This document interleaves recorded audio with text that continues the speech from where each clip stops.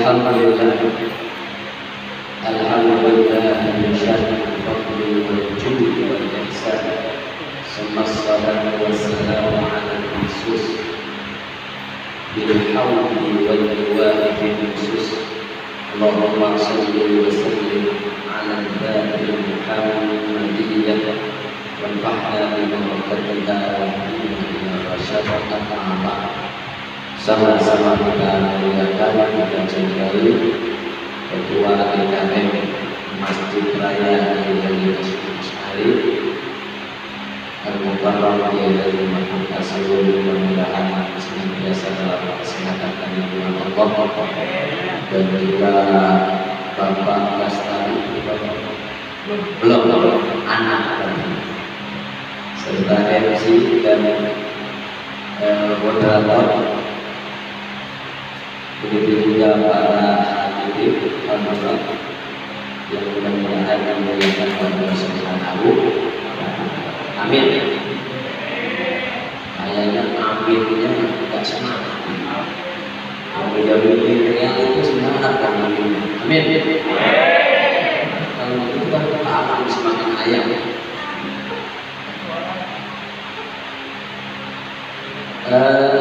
Oke, kita bicara santai aja ya, santuy. Saya dikasih tema ini pemuda remaja masjid yang milenial.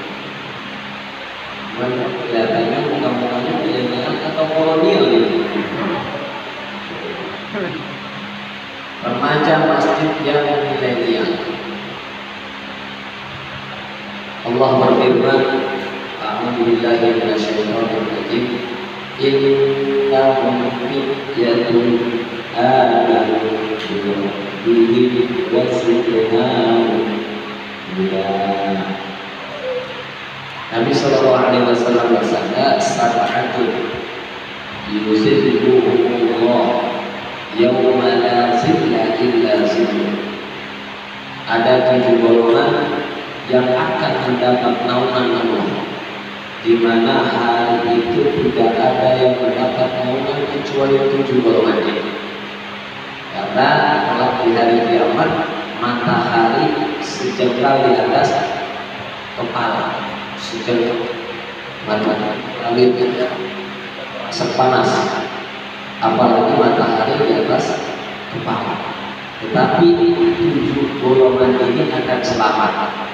Di antara 7 syababun, pemuda qalbuhu yata'allaqu bil masajid, pemuda-pemudi yang hatinya itu mencintai masjid. Bukan ditinggal di masjid. Kalau hatinya tinggal di masjid berarti tidurnya di menara.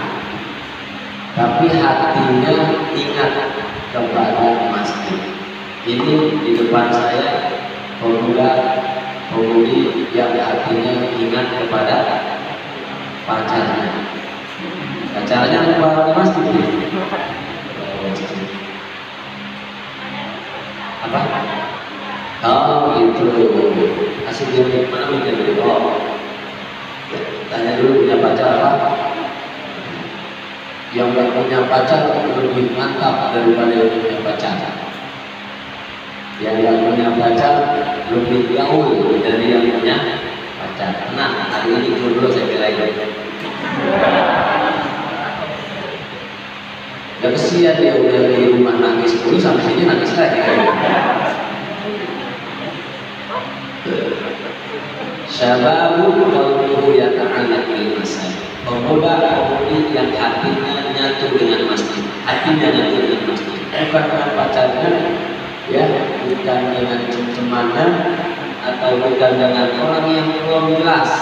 Ya, orang yang belum jelas antara memelihara harapan atau meninggalkan harapan. Antara yang menjadi pasti atau yang berpura-pura pasti. Jadi kebanyakan yang berpura-pura pasti.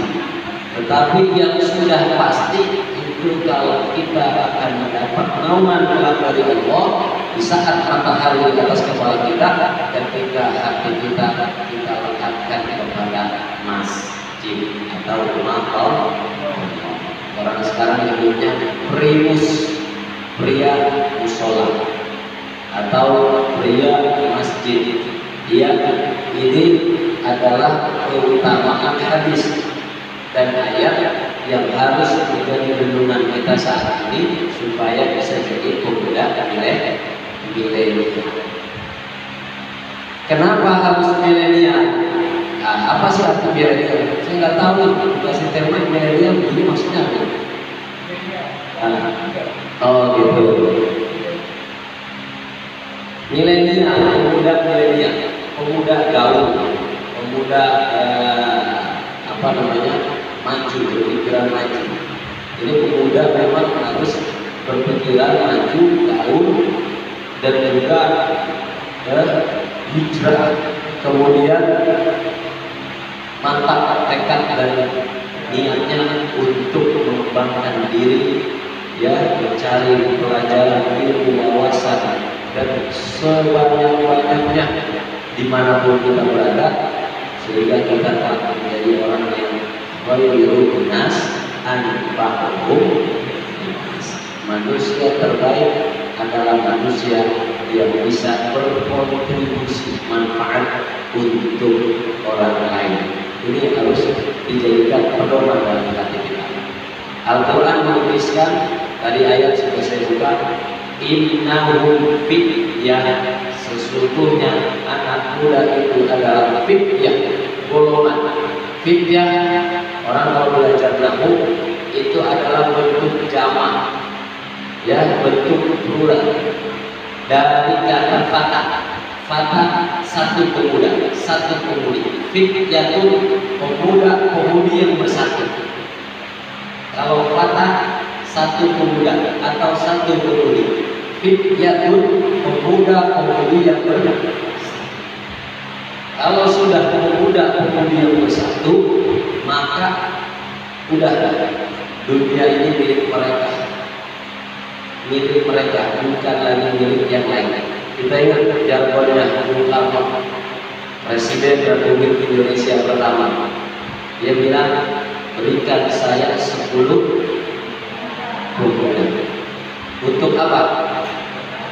Untuk menguncangkan dunia. Kenapa dia nggak minta orang tua? Karena orang tua diajak mikir aja udah capek. Karena orang tua diajak bergerak, tentu udah loyo. Tahu loyo kan? Udah lemes. Ya, tentu buat berjalan, buat bergerak, lari beda sama anak muda. Anak muda sanggup lari 2 kilo, 3 kilo, orang tua lari 1 kilo udah pingsan. Ya, anak muda sanggup bersepeda memgoes 1, 2, 3 kilo, orang tua 500 meter, ya, udah rematik. Maka yang diminta sama Soekarno pilih 10 pemuda Indonesia, dari Sabang sampai Merauke, dari Tanah Abang sampai Kaliangke. Itu luasnya, ya, dengan keluasan jumlah 270 juta jiwa, tapi yang diminta hanya 10. Kenapa? Karena dengan pemuda ini beliau yakin bisa menggoncangkan dunia, bukan hanya Indonesia yang begitu luas, tapi dunia bisa berkontribusi dalam efek seluruh negeri yang ada dimanapun dengan otak 10 pemuda. Artinya apa? Pemuda satu, tenaga masih antep, masih kuat, mesin ini masih kencang, ya, mesin ini masih kencang. Kedua, kelebihan pemuda sering berinovasi, berkreasi, ya, apalagi orang laki nih, ya, tetangga punya rokok bilang aja, ya, kalau punya teman yang punya rokok di Samsung, ya, saat dia nggak punya rokok, akhir bulan, jadi apa? Potekan rokoknya rokok, potekan. Hah? dibatalin. Begitu rokoknya Rosita lagi, rokok kecil, Rosita. Ini pemuda inovasinya banyak, kreasinya banyak, iya. Karena kreasi dan inovasi banyak, tenaga masih kuat, betis masih hebat. Itu diminta oleh siapa untuk mengucapkan. Maka Al-Quran memuji innahum fityatun amanu. Orang kalau sendiri itu bisa lemah, tapi orang kalau bersama itu. Orang kalau sendiri itu suka rapuh, tapi dia kalau bersama ini suka mengeluarkan ide-ide, ya, pemikiran-pemikiran yang bisa melanjutkan kebersamaan ini. Maka tentunya bersama, sehingga Sayyidina Ali itu bilang dalam maqalahnya, la Islam illa bil jamaah. Islam itu tidak akan kuat kalau tidak ada jamaah. Islam tidak akan kuat kalau tidak ada jamaah. Coba bayangin, Anda keluar ke bumi ini sendiri, di rahim orang tua ibu Anda, tidak ada bapak Anda di kanan kiri, tidak ada saudara Anda di kanan kiri, tidak ada tetangga, paman, bibi. Kira-kira itu orang tua atau ibu Anda sanggup nggak? Kalau sendiri aja, nggak sanggup. Butuh bantuan dengan berjamaah. Jangan sudah lahir ya sendiri, hidup sendiri, mati juga sendiri. Itu udah pasti nggak ada yang ngumpulin. Nah, pentingnya berjamaah, maka Islam itu akan kuat ketika kita berjamaah, bukan individualisme.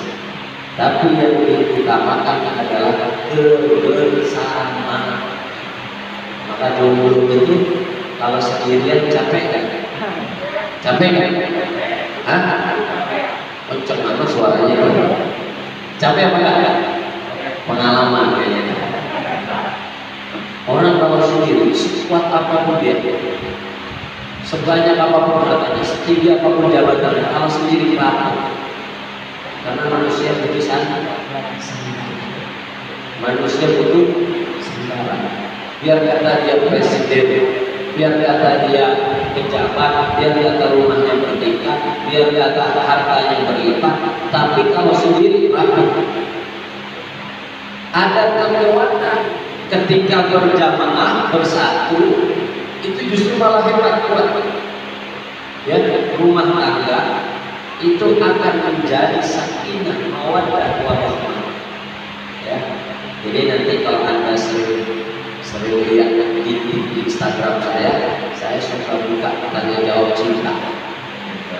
Oh, udah belum? Ini keluar dari sini, kata kamu saya doain mantannya bisuan. Nah, rumah tangga menjadi sakinah mawaddah ketika seorang pria, seorang suami dengan istrinya bersatu. Ketika yang suami jalan sendiri, istrinya jalan sendiri, egois sendiri, suaminya, istrinya egois sendiri, hancur hubungan. Hancur hubungan, retak hubungan, bahkan alhamdulillah bisa hubungan. Biasanya orang bisa hubungan itu karena mendahulukan kepentingan sendiri. Belum orangnya ngambek gedein, kentut gedein, yang orang ini semua baunya.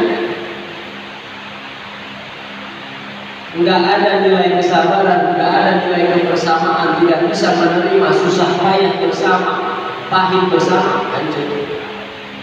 Maka saya harap di kalian ini, masya Allah, tabarakallah, yang menggerakkan ke sini bukan Bastari, yang menggerakkan ke sini bukan ketua DKM, yang menggerakkan ke sini bukan Masjid Raya, apalagi menggerakkan ke sini bukan saya. Yang menggerakkan Anda datang ke sini Allah. Siapa yang menggerakkan? Allah. Karena Allah yang menggerakkan hati Anda ke sini, bisa hadir di sini, berarti kita ini berkumpul atas nama Allah, berkumpul berhimpun berjamaah atas nama Allah. Karena berkumpul berhimpun berjamaah atas nama Allah, kemungkinan masuk lagi dalam poin hadis tadi. Rajulani yatahabbani billah wa yatafarraqu fillah. Dua orang yang saling mencintai karena Allah dan berpisah karena Allah. Orang berteman karena harta habis, pertemanan selesai. Orang berhubungan karena jabatan habis, hubungan habis.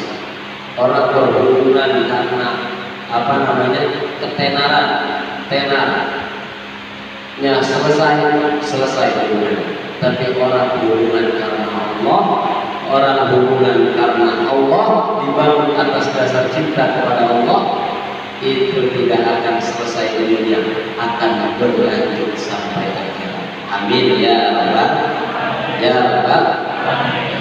Kita aja materinya ya. Singkat ini pada kelas. Saya lebih senang tanya jawab. Ya, anggapannya kita lagi podcast hari ini. Lagi podcast hari ini. Jadi kuncinya saya ulangi, satu berjamaah. Anda masuk ke sini berjamaah. Kembali, orang yang sholatnya berjamaah pahalanya jauh dibanding orang sholatnya sendirian. Ya, sholatul jama'ati afdalu min sholatil fardhi bi 27 darajah. Sholatnya orang yang berjamaah dibanding sholat sendirian itu 27 derajat. Kalau saya sholat sendirian dari asar umpama 1 derajat saudara.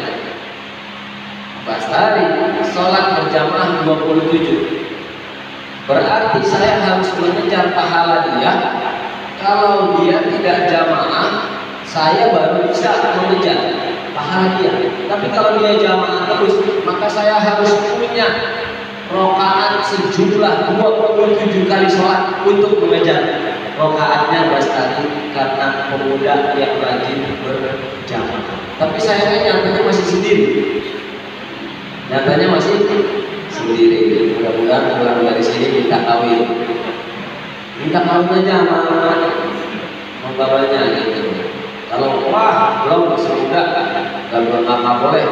Orang melupain apa?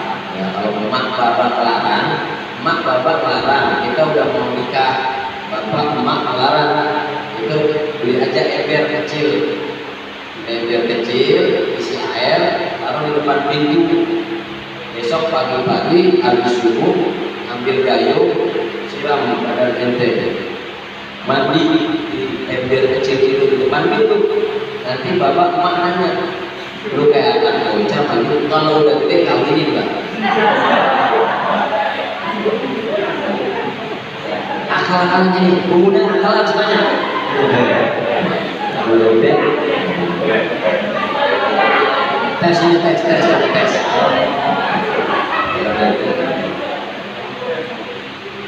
Karena mohon maaf, pernikahan itu tidak bisa dibendung kecuali satu doang, tamengnya satu doang.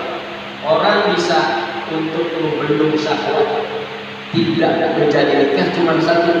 Ya masyaallah syabab wahai para pemuda dan manis istata'a minkumullah, siapa yang sudah siap untuk menikah, fadlan tersebut nikahlah, jangan ditunda. Wa man lam yastati, siapa yang enggak sanggup, fa'alaihi bisawm. Satu caranya, cuman bisa ditameng bendung syahwat itu dengan berpuasa. Fa'innahu wijahullah, karena puasa bisa.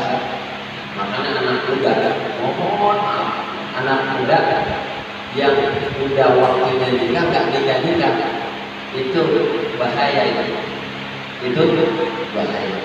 Ya, kesian kasurnya, spraynya dicuci dulu nanti tiap hari, bantal bulunya pada bolong gitu, gara-gara udah waktunya tapi nggak dilaksanakan.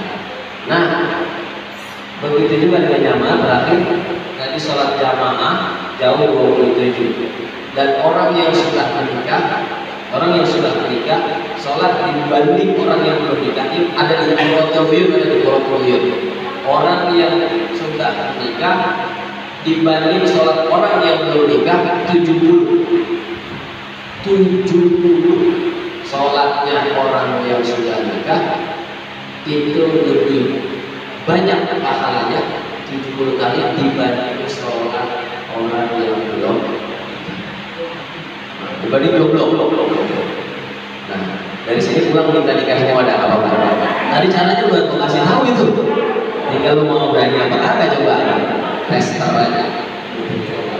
Nah, ini jadi pemuda yang hatinya terikat dengan masjid. Jadi takut kemana aja melakukan sesuatu. Jadi terikat dengan masjid ini nggak harus sarungan. Saya mah tadi niatnya mau pakai levis, ya gitu. Niatnya mau pakai celana jeans saya. Cuman lagi pakai apa jeans, jadi saya pakai sarung aja. Jadi pakai sarung. Nah ini yang bisa saya sampaikan. Nanti kita lebih banyak tanya jawab aja biar lebih santai, rileks, dan mudah-mudahan manfaat. Amin ya rabbal alamin. Baik, Masya Allah. Pemahaman dari Ustaz Surono itu menyekil kita ya.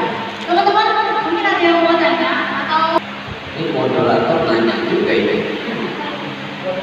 Buat mancing remaja masjid bukan hanya sekedar dari pakaian. Jadi yang saya maksud tadi dari penjelasan yang awal, kita tanamkan dalam hati kita takwa. Ini yang bikin selamat kita dunia ya. Orang kalau udah bertakwa, jadi kemana aja gaul, walaupun pakaiannya sama, pakaiannya celana jeans, pakaian topi pet, pakai pet atau pakai topi, itu hanya casing. Itu casing. Yang inti itu di hati. Yang inti, apalah arti casing? Kalau ternyata hatinya busuk, lain di mulut, lain di hati. Apa itu namanya? Bagaimana supaya kita dianggap milenial tapi nggak ketinggalan dengan agamis, ya. Milenial dengan agamis ini bukan hal yang benturan. Contoh, saya di sini berkata jalan-jalan, karena memang saya orang benar-benar jalan-jalan, ngikutin amalan Barzanji saya.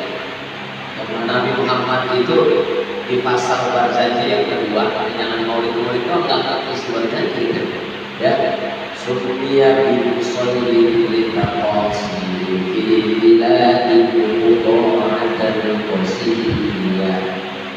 Nabi Muhammad punya kakek, punya buyut, punya empok, itu ada nasabnya namanya Usoy. Kenapa dinamakan Usoy? Karena senang jalan-jalan. Dan realitanya Nabi Muhammad pun masih muda, kayak kalian masih muda. Itu jalan kaki dari Mekah ke Syam. Kalau Anda punya kitab, ya, tarikh itu ada di sana dijelaskan Al-Qulasah tarikh yakin itu ada. Nabi itu jalan dari Mekah ke Syam untuk apa? Berdagang. Ditemenin siapa? Abu Thalib, pamannya. Nabi senang jalan-jalan, tapi ketakwaan dibawa. Ya, apalah artinya kita berpakaian yang mungkin kelihatan Islami tapi hati kita nggak Islami. Ya, apalah arti kita? Tapi bukan berarti kita kalau gitu yang perempuan muslimah nggak usah pakai jilbab. Kenapa? Percuma, yang penting hatinya salah. Ini membandingkan antara mendingan mana antara wanita tidak berjilbab tapi hatinya tidak sombong, daripada wanita berjilbab tapi hatinya sombong. Ini sama kayak orang membandingkan antara duren saking dengan duren parung yang busuk. Gak boleh bandingannya begitu, salah ini. Urusan berjilbab itu adalah urusan lain perintah. Urusan hati tidak sombong itu urusan perintah. Kalau Anda disuruh bandingkan seperti itu, jangan bandingin. Kalau ada tanya teman, mendingan mana nih? Ya, dia nggak pernah pakai sarung tapi rajin ke masjid, daripada pakai sarung tapi rajin selingkuh. Nah, rajin selingkuh mendingan mana? Jawabnya gimana? Mendingan kuat daripada lu pada mendingan kuat. Jangan dibandingkan sesuatu yang tidak pantas dibandingkan. Gimana anak muda milenial? Ya kalau kita di kampus, kita lagi jalan-jalan, kita lagi traveling, kita lagi camping, anak muda sekarang Gunung Pangrango, ya kan? Kita lagi nongkrong, dimanapun nongkrong kita, dimanapun ya, tempat kita berkumpul, itu kita nggak lupa menasehati sesama kawan, mengingatkan sama kawan. Contoh, kasih, bro, ini Ramadan udah sore, lu udah sholat asar belum? Ya, nongkrong boleh di kafe, tetapi sholat jangan ditinggalkan. Nongkrong boleh di kafe, tapi sholat jangan ditinggalkan. Jangan nongkrong di masjid, sholat justru malah ditinggalkan. Nongkrong boleh di jalan-jalan boleh ke gunung, camping ke gunung, tapi Quran bawa, baca aplikasi download di aplikasi di HP itu download Quran. Baca Quran saya 2 ayat, sehari saya 2 ayat, mantap. 10 hari 10 ayat, sebulan 30 ayat. Ya, anak muda yang tahu. Dia lagi di busway, baca Al-Quran, misalnya sudah sampai surah Al-Kahfi, baca surah Al-Kahfi.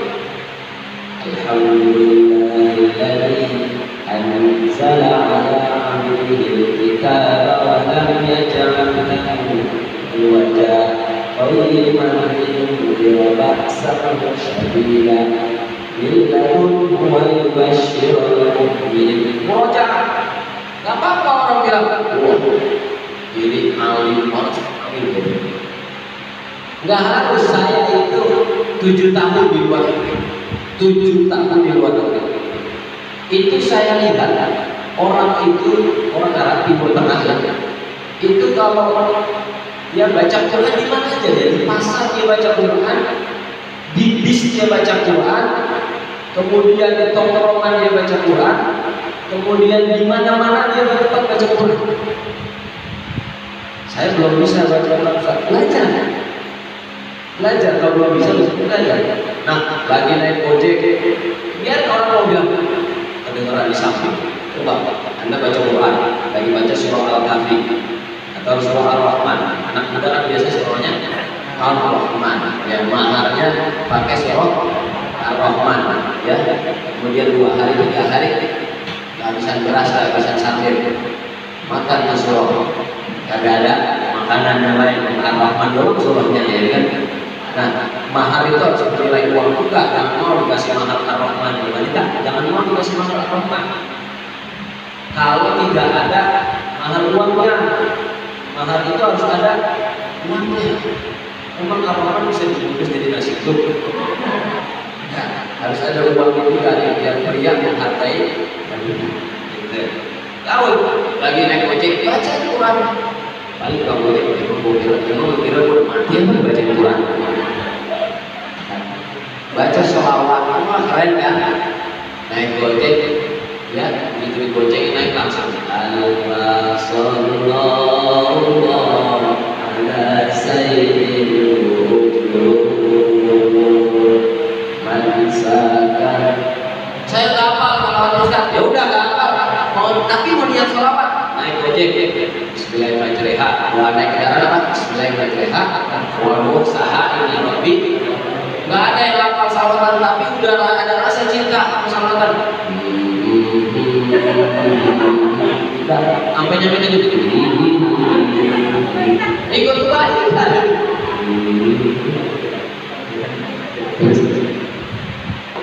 Baik, Masya Allah.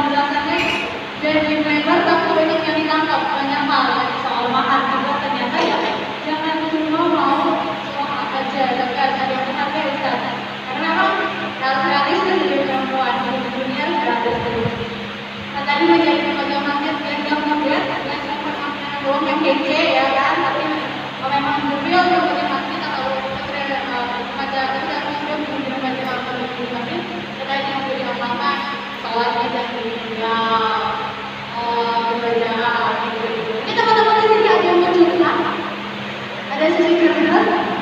Kalau yang merasa benar-benar anak, Ustaz boleh apa aja kan? Boleh apa aja? Coba Pak. Betul. Kan akan jadi. Jadi Ustaz Surabaya ini kan pengurus GKM. Akan terus ketemu.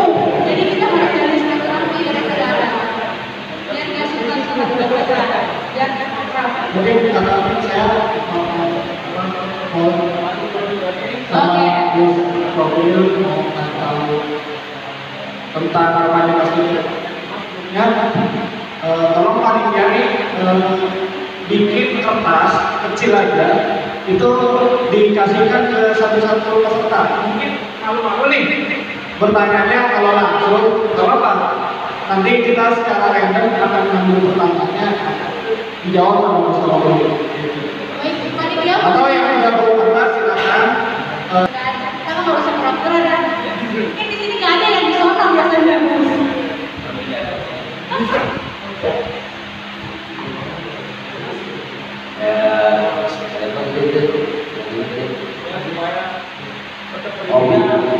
Hobi tetap tersalurkan, kemudian juga ibadah juga tersalurkan.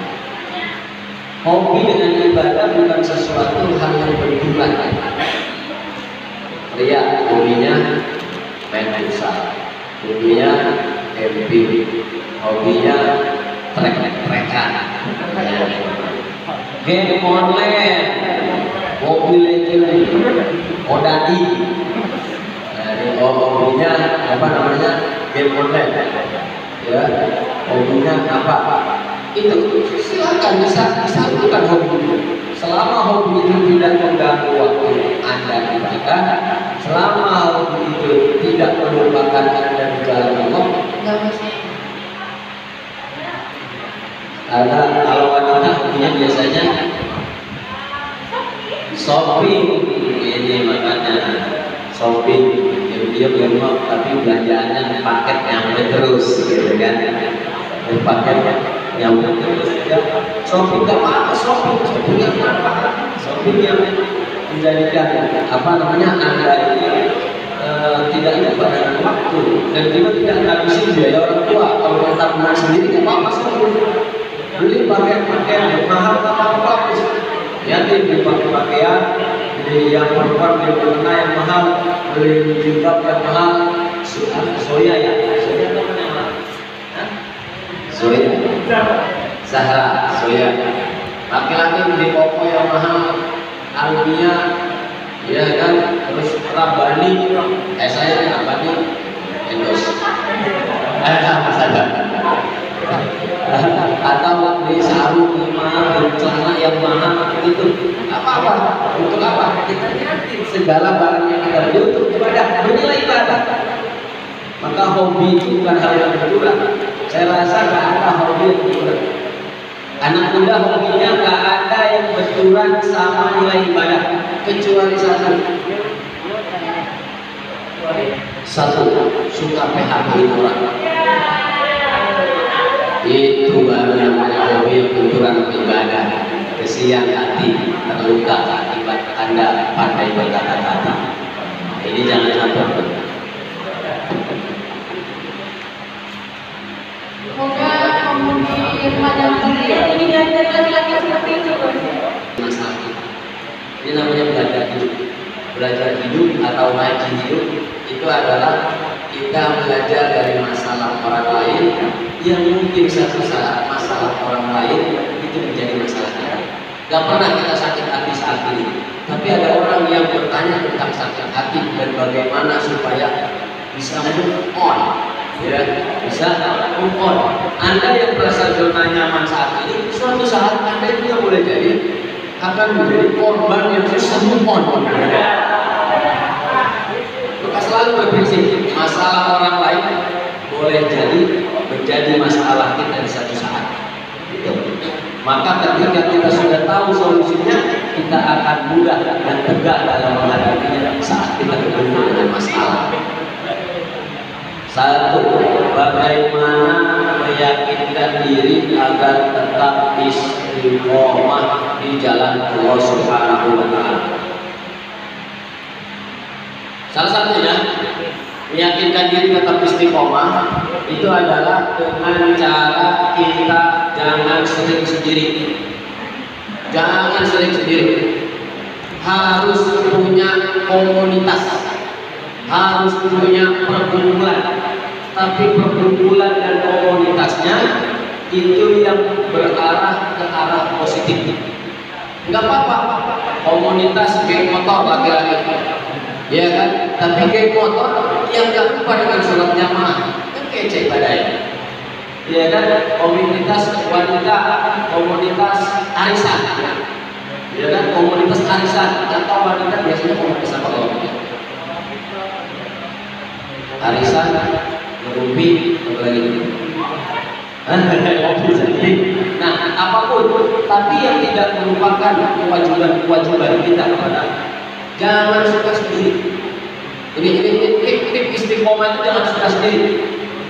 Cukup ya hati aja yang sendiri kalau belum ada yang temenin Anda. Tapi kalau dalam bersosial atau dalam realita kita jangan suka menyendiri. Karena orang yang suka menyendiri, setan gampang banget godainya. Tapi kalau orang yang bersama-sama itu coba lihat, kita kalau lagi sendiri kita bisa terang. Yang dilihat cewek-cewek cantik. Kalau laki-laki, kalau perempuan yang dilihat cogan-cogan, cowok ganteng-ganteng. Coba kalau lagi duduk, saya lagi duduk sama Mbak Stari, kamu ingin saya lihat perempuan-perempuan cakep di sini, nanti dia akan curiga. Siapa itu? Kenalin siapa itu? Siapa nih? Tahu, saya tahu aja lele makan popok. Ya, komunitas sendiri satu ikut komunitas, yang kedua jangan suka menyendiri. Ini tips istiqomah. Yang ketiga tentunya belajar, jangan pernah putus. Belajar agama yang menguatkan keimanan kita kepada Allah, jangan pernah putus. Dan orang tak belajar, ya, kalau sudah merasa puas, yang kedua tadi, manusia yang sudah merasa puas dengan kecukupan ilmunya berarti dia orang bodoh. Berarti dia orang bodoh. Bagaimana cara mengingatkan teman kita untuk sholat dengan cara yang baik dan tidak menyinggung? Hei bro, udah masuk waktu sholat, udah dua, giliran lu. Pakai bahasa friendly, pakai bahasa friendly, ya, resis, udah masuk waktu sholat, ya. Gua nggak mau kena, gitu. Ini gua ada kena, tapi mau kena gua belum. Lu mau tutupin kayak apa? Nah, itu pertama. Kedua, bro, sholat lah. Lu jangan tantang, lu belum sampai kapan begini. Si sholat lah. Jangan jangan tantang dulu. Mau sampai kapan kita jadi pemuda dunia yang sholat? Tuh dua kali. Terus nggak pernah putus kita mengingatkan dengan cara kita sebagaimana canda tawa yang lain. Ketiga kali, masa juga sering kali, bro, sholat. Kalau lu nggak sholat mau gue sholatin. Nah gitu. Nggak apa-apa nih, tapi dengan nada bercanda supaya dia nggak tersinggung. Ingat. Orang beriman tapi nggak sholat, nerakanya sudah siap. Nerakanya sudah ada, kapling neraka orang yang nggak sholat sudah ada. Allah Subhanahu wa Ta'ala berfirman, "Ma salakakum fi saqar?" Apa yang menjerumuskan Anda ke dalam neraka Saqar? Kapling neraka itu ada, namanya neraka Saqar. Mereka nanti yang ada dalam neraka Saqar menjawab, "Lam nakum minal musallin." Dulu modal sholat, padahal KTP gua Islam, akhirnya yang masuk surga cuma KTP gua doang. Negara KTP-nya Islam, orangnya enggak sholat. Bagaimana mengubah mindset pemuda yang terkadang suka berubah-ubah seperti grafik naik turun biasa? Namanya iman kita, ini iman orang awam ini suka berubah. Apalagi anak muda yang syahwat dan nafsunya masih kencang, masih biasa, itu kan berubah-ubah biasa, labil biasa. Supaya merubah mindset itu, Anda harus punya guru. Anda harus punya guru. Lagi-lagi Anda harus punya guru. Karena guru adalah pahlawan tanpa jasa yang Anda bisa dibimbing saat Anda lagi belok, yang Anda bisa dituntut saat Anda lagi melamun, saat Anda lagi drop, saat Anda ya, curhat. Jangan sama temen, udah temennya jomblo, curhatnya sama jomblo juga. Ya udah, nanti teman ente jadi makan ente juga. Teman makan, ada nggak? Ada nggak? Di sini ada nggak? Oh, alhamdulillah di sini nggak ada. Keluar dari sini nggak tahu lah. Caranya biar kecanduan sholat sama ngaji dong Ustaz.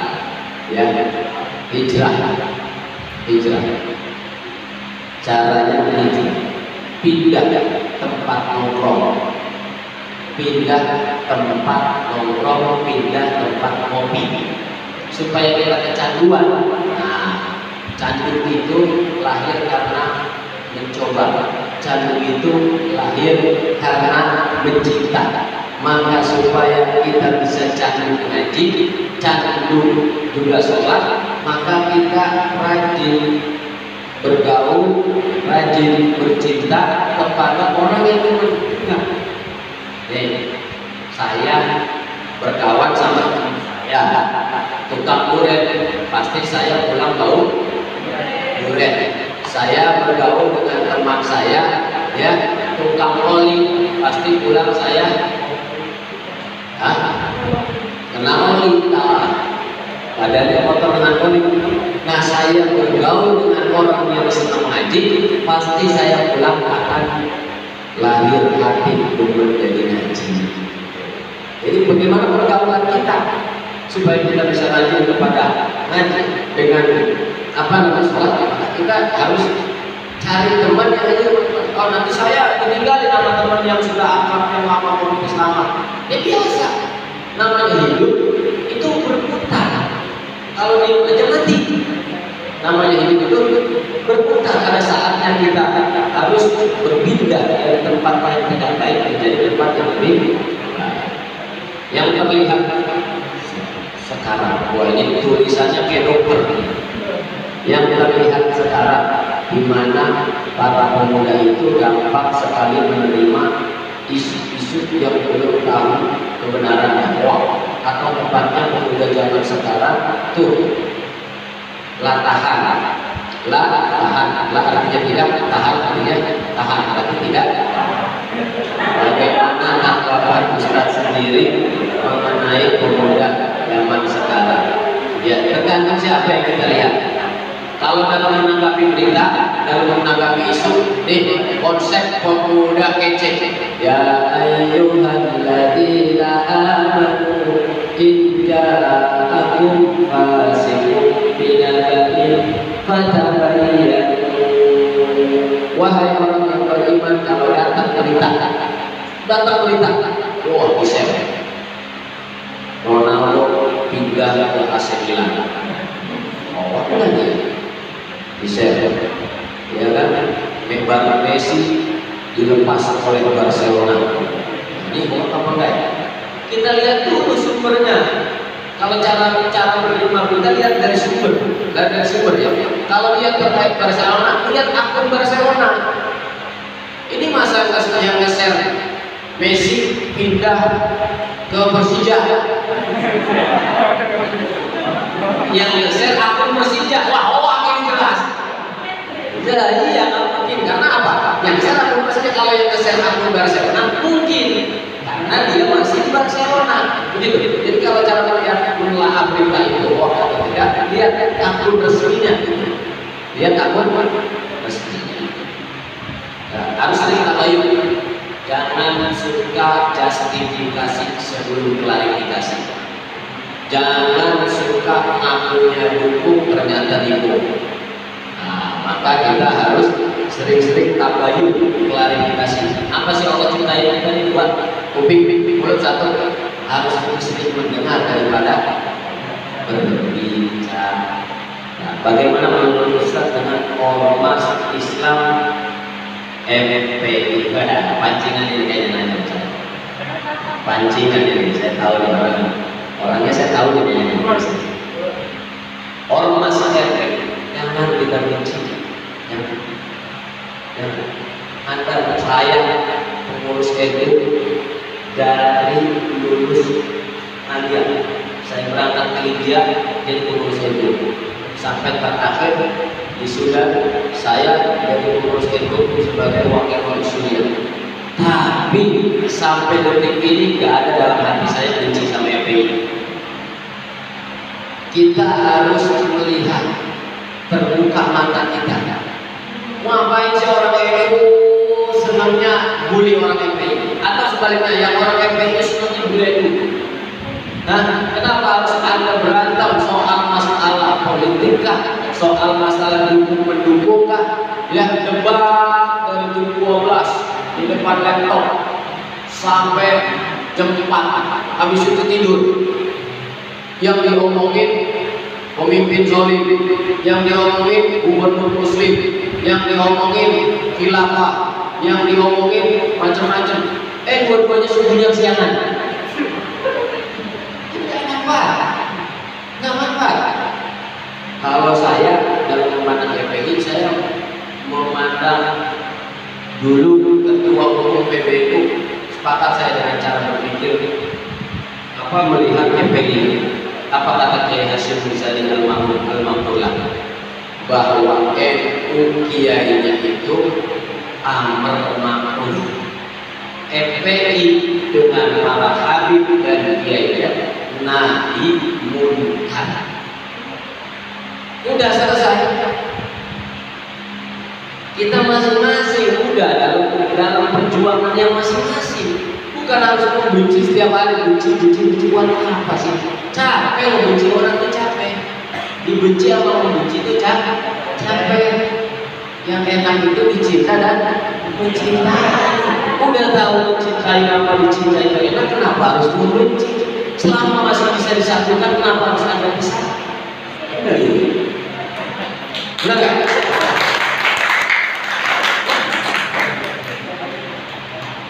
Assalamualaikum Ustaz. Waalaikumsalam. Afwan, saya ingin bertanya, seorang istri jika ingin dimandu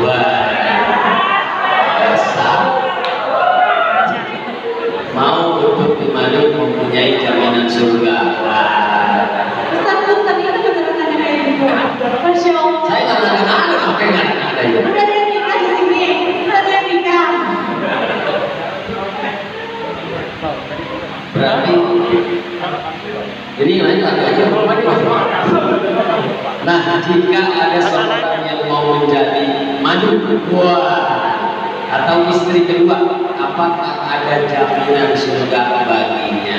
Jelas, jaminan surga bagi orang yang siap jadi istri kedua.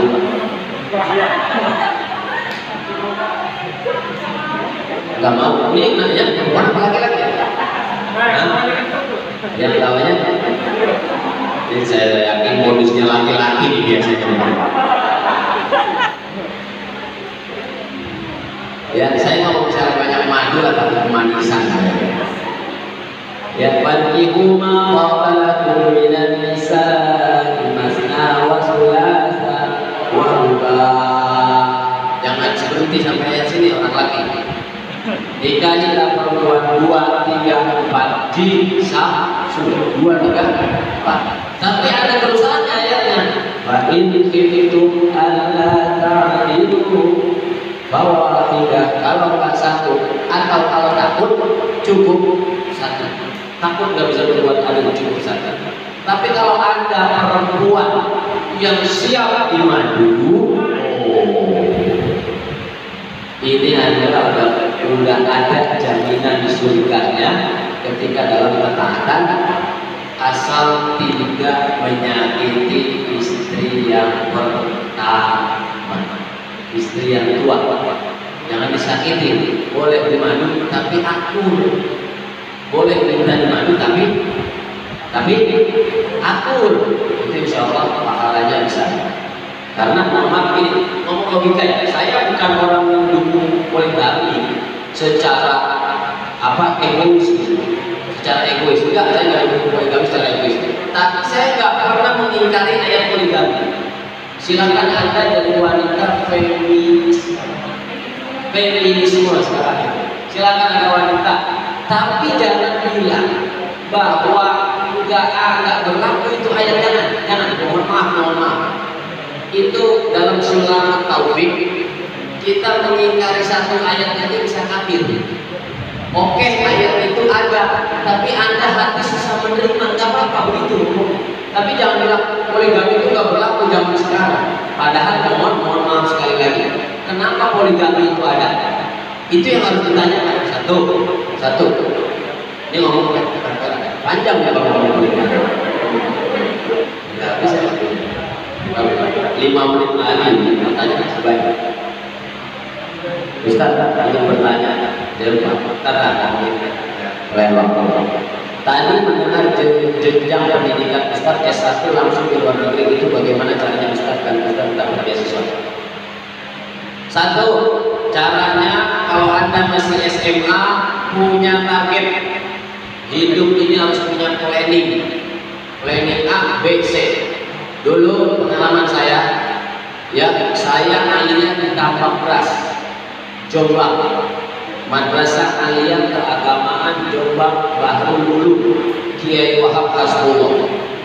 Ada orang yang meragukan saya itu, berarti dia nggak kenal Kiai Wahab. Kedua,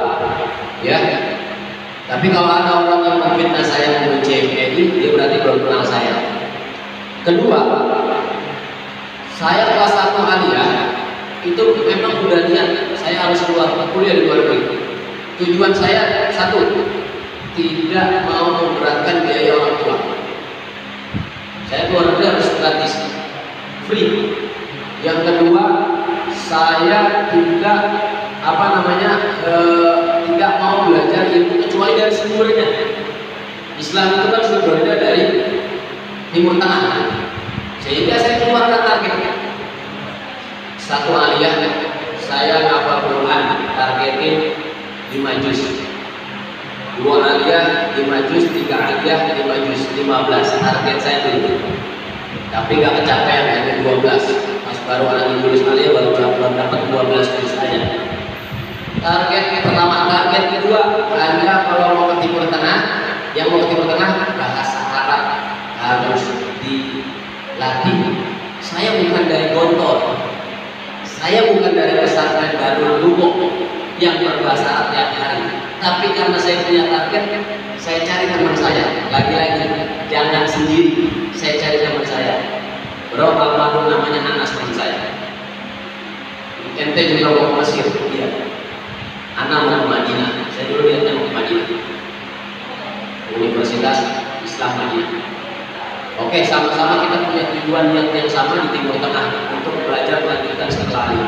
Oke, kalau gitu mulai detik ini ketika kita bertemu, saya waktu itu mulainya pas 2 aliyah. Ketika kita bertemu, tidak ada yang keluar kata-kata kecuali bahasa Arab. Kalau ada yang keluar push-up 100 kali, menghukum diri, sehingga motivasi kekuatan itu ada. Itu saya target. Ketika saya harus bisa baca kitab saat saya kelas 3 aliyah, paling lambat saya harus bisa baca kitab. Tapi kelas 1 aliyah alhamdulillah sudah bisa baca kitab. 1 aliyah, 2 aliyah, 3 aliyah itu harus bisa baca kitab. Ini 3 poin dasar. Satu hafalan Quran, kedua bisa bahasa Arab, ketiga itu adalah bisa baca kitab. Ini poin dasar. Bisa baca, nggak harus menguasai. Minimal standar Fathul Qorib. Kalau lebih tinggi lagi Fathul Mu'in, lebih tinggi lagi At-Tahrir, lebih tinggi lagi Fathul Wahab, lebih tinggi lagi. Nah, ada jenjang-jenjangnya memang tulisan-tulisan kita. Kalau karya Imam Zakaria Al-Ansori ini adalah karya yang paling sulit untuk dibaca dalam literatur bahasa Arab. Abu Zakaria Al-Ansori ini adalah ulama Syafi'iyah. Ini harus punya target Anda yang mau keluar negeri. Setelah saya lulus, saya cari informasi. Saya ke PBNU, saya ke Kementerian Agama, saya ke alumni Timur Tengah. Waktu itu saya temuin almarhum Dr. Profesor Kiai Haji Ali Mustafa Yakub. Ya kan, saya temuin almarhum Kiai Haji Hasyim Muzadi. Saya temuin tokoh-tokoh yang memang pernah belajar di luar negeri. Saya cari informasi, berjalan. Nah, berjalan. Kemudian di pesantren-pesantren saya temuin, baru dapat informasi. Akhirnya saya ikut semua tes. Ke Mesir saya ikut tes, ke Yaman saya ikut tes, ke Libya saya ikut tes, ke Libanon saya ikut tes. Saya ikutin semua, karena saya memang betul tenang. Ada pun jodoh nanti yang gimana yang dipanggil kan begitu. Akhirnya alhamdulillah dipanggil memang pertama saya ke Libya. Saya sempat ke Libya. Tapi di situ saya tulis S1 di Sudan. Kenapa? Karena ijazah saya di Sudan. Ijazah saya di Sudan. Saya 2 tahun di Libya bukan Libya ya. Libya masih di pasca minggu.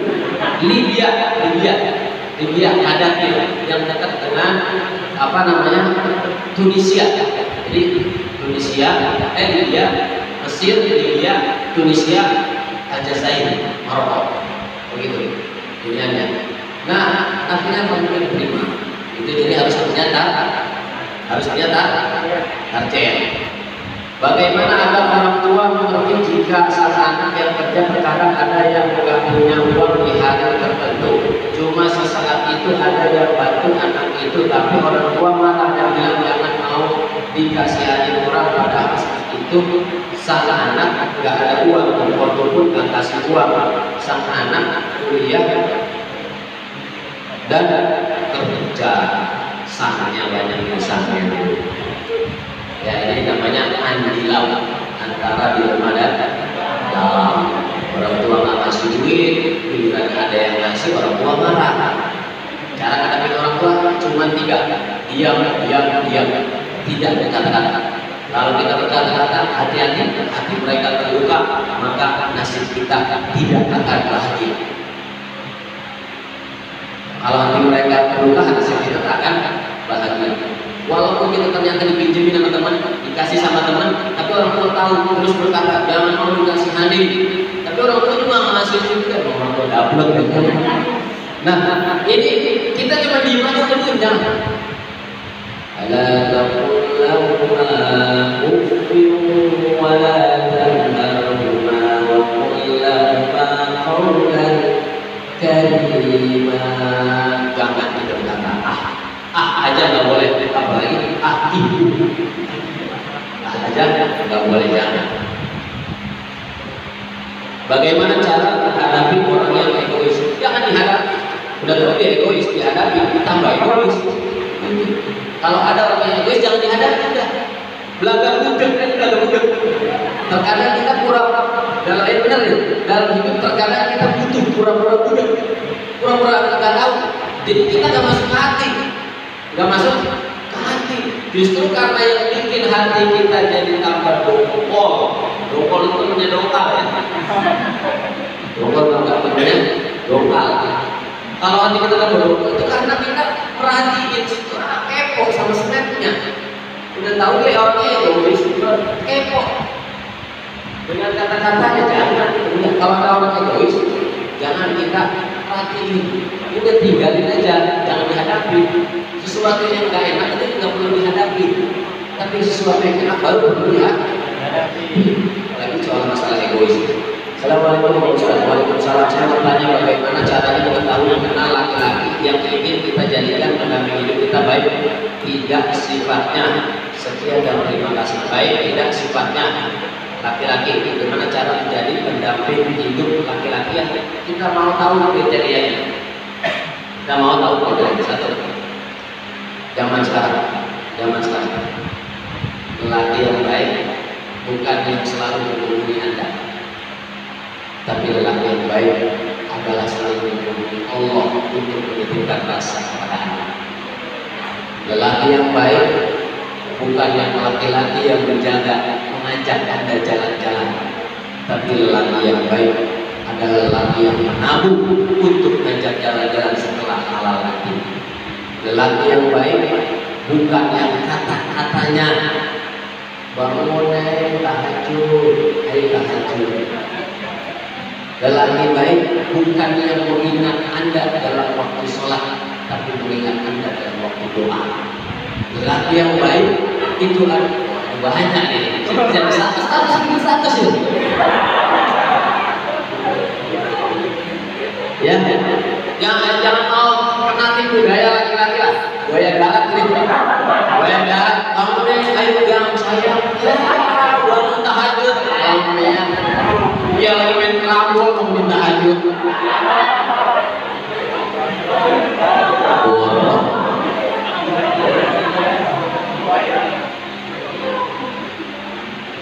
Karena Sayyidina Ali itu menitipkan rasa kepada Allah. Doanya itu menitipkan rasa kepada Allah untuk menitipkan rasanya Sayyidina Ali kepada Fatimah. Sayyidina Ali itu lawan tandingnya. Ya, ini berat. Umar sama Abu Bakar. Abu Bakar itu pengen Fatimah juga bro. Ya, Umar juga pengen Fatimah. Sayyidina Ali sebenarnya awalnya udah ngepen. Udah ngepen. Abu Bakar orang paling dekat dengan Nabi dari awal perjuangan Nabi. Umar orang yang berada di garda terdepan Nabi saat ada yang ingin membunuh Nabi. Tapi Sayyidina Ali nggak pesimis, tetap optimis.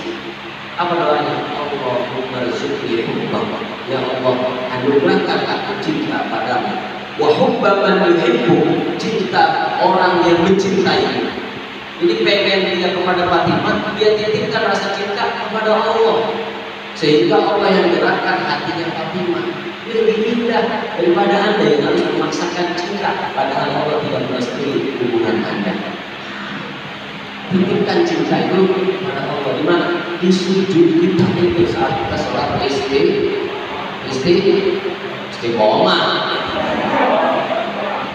Untuk pahala dalam dunia dalam perspektif Al-Quran.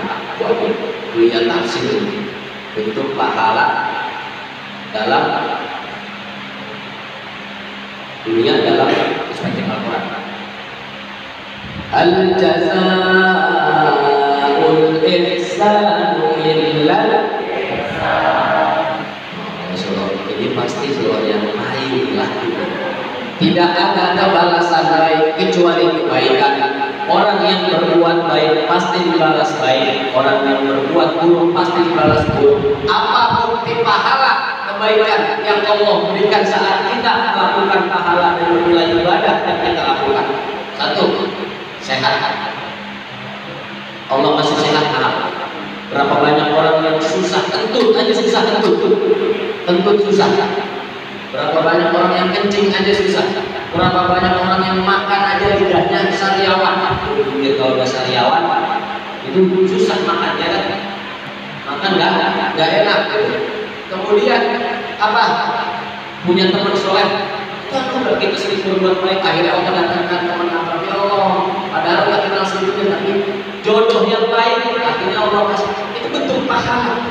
Yang Allah kasihkan itu bukan sesuatu, belum tentu sifatnya kelebihan dalam nilai materi, tapi dalam apa? Dalam nilai hal-hal yang mendukung kita untuk melakukan taat kepada Allah. Itulah pahala yang terbaik dari Allah. Atau orang yang udah nikah punya istri solehah, istri nggak banyak permintaan, dia nggak banyak ngomong, sekalinya ngomong kita duit belanja.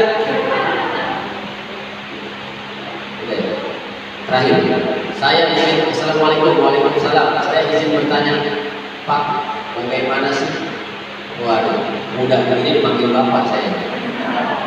Cara menghilangkan rasa malas dan tetap komitmen sama organisasi yang kita jalani. Modal komitmen, modal semangat itu adalah cinta. Cintai dulu organisasi Anda. Kalau Anda nggak cinta, maka Anda susah untuk melakukan sesuatu dengan semangat. Orang kalau udah cinta, jangan akan duduk hujan beserta petir-petirnya terus ya jalan, karena baru hujan naik angin tetap berjalan dia karena ada rasa cinta. Tapi kalau nggak ada rasa cinta, ya duduk. Gue yakin ustaznya nggak datang. Duduk sih, jangan di rumah aja. Mudah-mudahan manfaat bagi kita semua, dan kurang lebihnya mohon maaf. Wassalamualaikum.